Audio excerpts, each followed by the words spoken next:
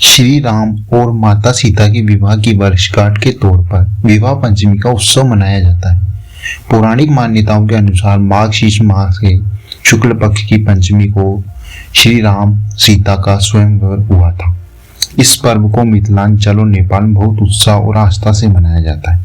पौराणिक ग्रंथों के अनुसार भगवान राम और देवी सीता भगवान विष्णु और देवी लक्ष्मी के अवतार हैं। दोनों ने समाज में आदर्श और मर्यादित जीवन की मिसाल कायम करने के लिए मानव के अवतार लिया। माघ शीर्ष मास के शुक्ल पक्ष की पंचमी तिथि को श्री राम सीता का विवाह मिथिलांचल में संपन्न हुआ था। पुराणों में बताया गया है कि भगवान राम और देवी सीता भगवान विष्णु और माता लक्ष्मी के अवतार हैं। राजा दशरथ के घर पैदा हुए राम और राजा जनक की पुत्री है सीता माता। बताया जाता है कि माँ सीता का जन्म धरती से हुआ है।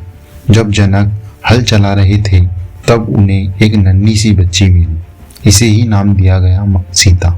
यही जनक नंदिनी कहलाई। मान्यता है कि एक बार बचपन में माँ सीता ने मंदिर में रखे शिव धनुष को बड़ी सहजता से उठा लिया। इस धनुष को तब तक परशुराम के अतिरिक्त और किसी ने नहीं उठाया था। राजा जनक ने यह निर्णय लिया कि जो कोई शिव धनुष उठा पाएगा उसी से सीता माता का विवाह किया जाएगा। उसके बाद सीता माता के स्वयंवर का दिन निश्चित किया गया और सभी जगह संदेश भेजे गए। उस समय भगवान राम और लक्ष्मण महर्षि वशिष्ठ के साथ दर्शक के रूप में उस स्वयंवर में पहुंचे थे। कई राजाओं ने प्रयास किए लेकिन कोई भी उस धनुष को हिला न सका। प्रत्यंचा चढ़ाना तो दूर की बात थी।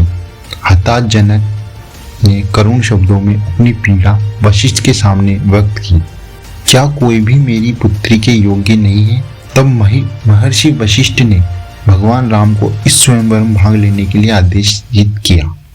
अपने गुरु की आज्ञा का पालन करते हुए भगवान श्री राम ने धनुष उठाया और उस पर प्रत्यंचा चढ़ाने लगे कि धनुष टूट गया। इस तरह उन्होंने स्वयंवर की शर्त को पूरा किया। माँ सीता से विवाह के लिए योग्य पाए गए।